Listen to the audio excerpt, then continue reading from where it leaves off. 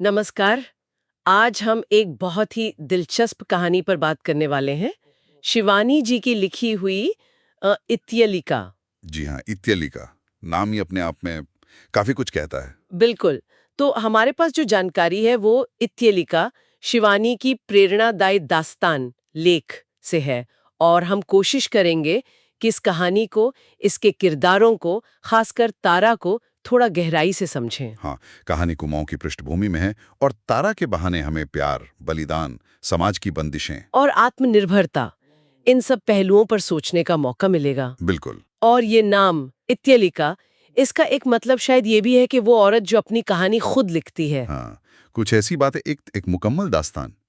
तो चलिए फिर खोलते हैं इस कहानी की परतें, शुरू करते हैं। जी। तो कहानी हमें ले जाती है कुमाऊं के एक गांव में। आप सोचिए, पहाड़, शांत माहौल, हाँ, और वहीं रहती है तारा। नाम जैसा ही चमकदार व्यक्तित्व, सपने देखने वाली, थोड़ी बेबाक। और उसका परिवार। मध्यम वर्गीय परिवार है, पिताजी का छोटा मोटा व्यापार, माँ घर और खेत का काम देखती हैं। आम पहाड़ी परिवार जैसा। हम्म। पर तारा, उसमें कुछ खास है। पढ़ने में तेज है, और उसके मन में ना गांव की औरतों और बच्चों के लिए कुछ करने का जज्बा है। अच्छा। जैसे जैसे? शायद कोई छोटा सा स्कूल खोलना, या औरतों को कोई हुनर सिखाना जिससे वो आत्मनिर्भर बन सके। उसकी आंखों में अलग ही चमक है, बातों में एक ताजगी है। और ये बात काफी इंटरेस्टिंग है। मतलब उस वक्त, उस माहौल में हाँ, जहाँ लड़कियों का एक तय रास्ता होता था, घर संभालो, शादी करो, बिल्कुल। वहां तारा का ऐसे सोचना, वो भी सिर्फ अपने लिए नहीं, दूसरों के लिए, हाँ, ये दिखाता है कि वो शुरू से ही लीक से हटकर थी। सही बात है।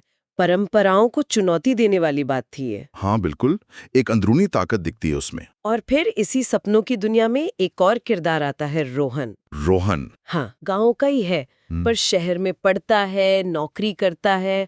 थोड़ा, क्या कहते हैं, संजीदा किस्म का, मेहनती। और शायद थोड़ा कवि मिजाज भी। हाँ, शायद। वो तारा की इसी सादगी, उसकी हिम्मत, उसके सपनों का कायल हो जाता है। तो धीरे धीरे उनकी मुलाकातें होती हैं, कभी मंदिर के पास, कभी नदी किनारे। वो पहाड़ों वाली लोकेशन। हाँ, एक खामोश सा पर गहरा प्यार पनपने लगता है। जैसे कुमाऊं की नदियां, ऊपर से शांत, अंदर से गहरी। क्या बात है, बिल्कुल। और वो दोनों एक दूसरे को हौसला देते हैं, अपने सपनों के बारे में बात करते हैं। ये प्यार बड़ा मतलब मासूम लगता है ना, थोड़ा शायद दुनियादारी से बेखबर। हाँ, शायद। और यहीं मुझे लगता है एक खिंचाव शुरू होता है। एक तरफ उनके अपने सपने, उनका प्यार, और दूसरी तरफ समाज। हाँ, समाज की उम्मीदें, उसकी बंदिशें। वो अपनी दुनिया बना रहे हैं, पर क्या बाहर की दुनिया बनाने देगी? ये सवाल उठता है। और मुश्किलें आती भी हैं। रोहन के घर वाले वो तैयार नहीं होते। तो बड़े घर का लड़का फंसा रही है टाइप की। उफ, तारा के अपने माँ बाप भी, वो डर जाते हैं। इज्जत का सवाल। जाहिर है दबाव बढ़ता जाता है तारा पर। बहुत ज्यादा। एक तरफ प्यार, सपने, दूसरी तरफ परिवार, समाज। ये देखना दिलचस्प है कि कैसे बाहरी ताकतें दो लोगों के निजी रिश्ते पर हावी हो जाती हैं। सही कहा, उनका रिश्ता अब सिर्फ उनका नहीं रहता। बिल्कुल। तो इसी सब टेंशन के बीच रोहन शहर चला जाता है। नौकरी के लिए। हाँ, नौकरी के लिए वादा करके जाता है कि लौटेगा, सब ठीक करेगा, तारा को ले जाएगा। लेकिन तारा इंतजार करती है, पर धीरे धीरे चिट्ठियां कम। ओह, फिर गांव में खबर फैलती है कि रोहन ने शहर में सगाई कर ली है किसी अमीर लड़की से। ये तो बहुत बड़ा झटका लगा होगा तारा को। जाहिर है दिल टूट गया, भरोसा टूटा। लेकिन कमाल ये है कि वो टूटकर बिखरती नहीं। यहीं उसकी असली ताकत दिखती है। हाँ, प्यार में धोखा खाया, पर अपने सपनों को, उन्हें नहीं छोड़ा उसने। हाँ, ये बहुत बड़ी बात है। पर समाज कहाँ छोड़ता है। अब उस पर शादी का दबाव और बढ़ जाता है। अकेली लड़की। हाँ, वो तो होता ही है। तो एक रिश्ता आता है, गांव की ही एक अधेड़ उम्र के विधुर व्यापारी का। अच्छा। परिवार की इज्जत, सुरक्षा, इन सब दलीलों के आगे तारा को हाँ कहनी पड़ती है, शायद मन मारकर। शादी के बाद की जिंदगी वो भी आसान नहीं। पति थोड़ा सख्त मिजाज का है, उसे बस घर संभालने वाली चाहिए। तारा के सपने जैसे कहीं दब से जाते हैं। ये बलिदान वाला पहलू है कहानी का, बहुत मार्मिक। खासकर उस दौर में जी। महिलाओं से यही उम्मीद की जाती थी कि वो अपने सपनों को परिवार के लिए, समाज के लिए कुर्बान कर दें। हाँ। सोचिए, तारा के मन में क्या कश्मकश चलती होगी। अपनी इच्छा और ये मजबूरी। बिल्कुल। लेकिन जो बात मुझे अच्छी लगी वो ये कि बाहरी हालात उसे दबाते हैं, पर वो अंदर की चिंगारी वो बुझती नहीं। हाँ, वो छिप छिप कर बच्चों को पढ़ाती हैं। औरतों को सिलाई कढ़ाई सिखाती है। सही। ये दिखाता है कि वो सपने जिंदा थे, बस रास्ता ढूंढ रहे थे, शायद ज्यादा खामोशी से। और फिर कहानी में एक और बड़ा मोड़ आता है। क्या? सालों बाद रोहन वापस आता है गांव। ओह, कामयाब हो के? नहीं, कामयाब होके नहीं। शहर की जिंदगी राज नहीं आई, सगाई भी टूट गई, वो खुद भी अंदर से टूटा हुआ सा लगता है। अच्छा।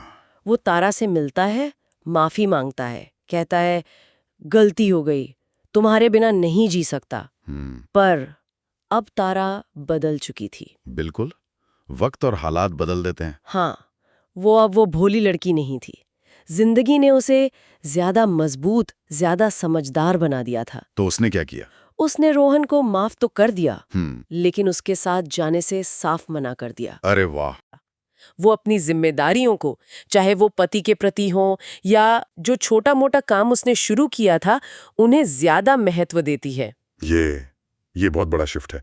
मतलब रोमांटिक प्रेम से हटकर फोकस अब आत्मनिर्भरता पर, अपने उन सपनों पर है जिन्हें उसने अकेले पाला। हाँ, यहाँ लगता है जैसे उसने अपनी कहानी की डोर वापस अपने हाथ में ले ली है।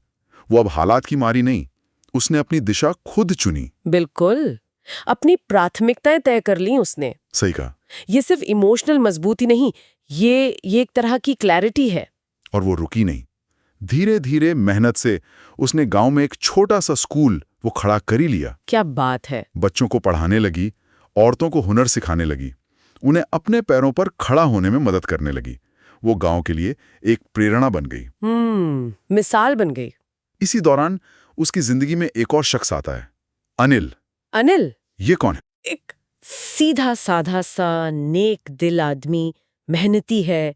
वो तारा की हिम्मत, उसके काम, इन सब का बहुत सम्मान करता है। अच्छा। वो तारा से शादी भी करना चाहता है, पर तारा अब वो आजादी, वो अपना काम, इनसे ज्यादा जुड़ाव महसूस करती है।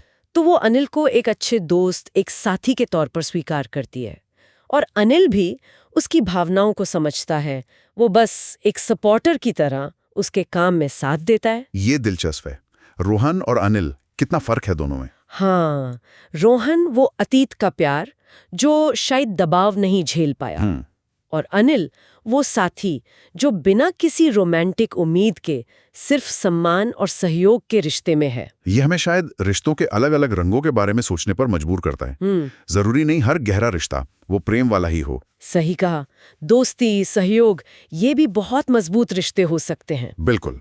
और कहानी का अंत भी किसी टिपिकल लव स्टोरी जैसा नहीं है। तारा को जो आखिर में संतुष्टि मिलती है, वो किसी के साथ घर बसाने में नहीं, बल्कि अपने काम में। हाँ, अपने स्कूल में उन औरतों और बच्चों की जिंदगी में जो वो छोटे छोटे बदलाव ला रही हैं, उसमें मिलती है। और रोहन, उसका क्या हुआ? रोहन भी गांव में ही रहता है, तारा के काम में मदद करता है, लेकिन एक सहयोगी की तरह, एक पुराने दोस्त की तरह। अब अगर हम फिर से उस नाम पर आए, इत्तिलिका। हाँ। एक कहानी जो अपने आप में पूरी है। तो तारा का जीवन इस मतलब को जैसे जीकर दिखाता है। निजी जिंदगी में प्यार शायद अधूरा रहा, मुश्किलें आईं, लेकिन उसने अपने काम से, अपने मकसद से जिंदगी में एक अलग तरह की एक संपूर्णता हासिल की। कहानी में एक लाइन है, मुझे बहुत अच्छी लगती है, जिंदगी में चाहे कितने ही तूफान आए, अपने सपनों को सितारों की तरह चमकने दो। वाह, बहुत खूब। तारा ने यही किया।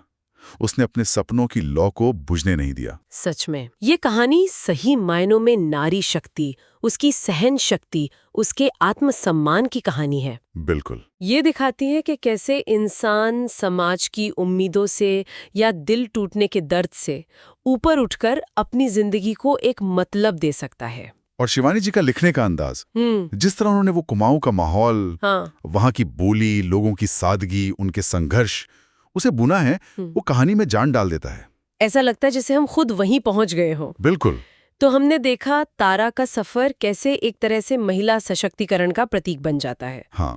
सपनों और हकीकत के बीच वो जो टकराव है, उसे महसूस किया और ये समझा कि जिंदगी में सार्थकता पाने के रास्ते हमेशा पारंपरिक हों, ये जरूरी नहीं। सही कहा।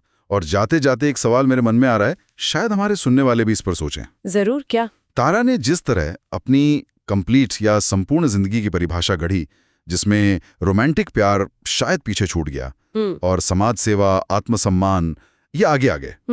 तो ये जो परिभाषा है ये आज भी खुशी और सफलता की जो हमारी बनी बनाई सोच है उसे कैसे चुनौती देती है? वाकई सोचने वाली बात है और शायद हर किसी के लिए इसका जवाब अलग होगा। हाँ बिल्कुल। शिवानी जी की ये कहानी हमें यही याद दिलाती है कि हम सब अपनी कहानी के हीरो हैं और उसे लिखने की ताकत वो हमारे ही पास है। बहुत खूब कहा। इसी ख्याल के साथ आज की ये बातचीत यहीं खत्म करते हैं। जी।